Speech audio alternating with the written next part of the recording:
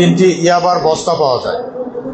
মাছ যে ধরনের বস্তায় ক্যারি করে সেই ধরনের বস্তার ভিতরে আমরা জানতে পারি যে মায়ানমার বর্ডারের হতে সাগর পথে একটি ইয়াবার চালান আসছে চট্টগ্রাম অভিমুখে।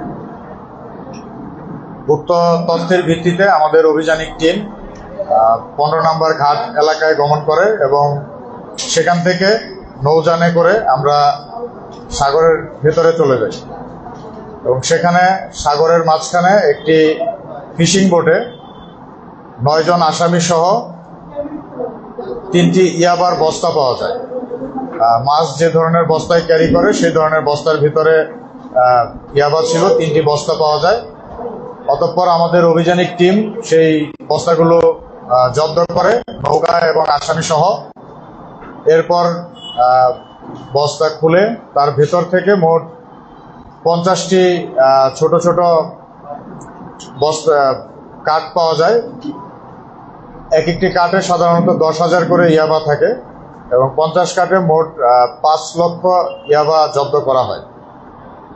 উল্লেখ্য যে এখানে যে আসামি ছিল 9 জন আসামির মধ্যে 5 জন আসামি রোহিঙ্গা এবং 4 জন বাংলাদেশি। রোহিঙ্গা আসামিরা হচ্ছে সৈয়দ আলম, সুলতান আহমেদ, মোহাম্মদ ইউসুফ, মোহাম্মদ কাসিম এবং মোহাম্মদ ইসমাইল। তারা সবাই কক্সবাজারের যে রোহিঙ্গা ক্যাম্পগুলো রয়েছে এই বিভিন্ন ক্যাম্পে বসবাস করে এবং তারা এই ইয়াবা ব্যবসায়ের সাথে বেশ কিছুদিন যাবৎ জড়িত আছে বলে তারা নিজেরাই স্বীকারোক্তি দিয়েছে।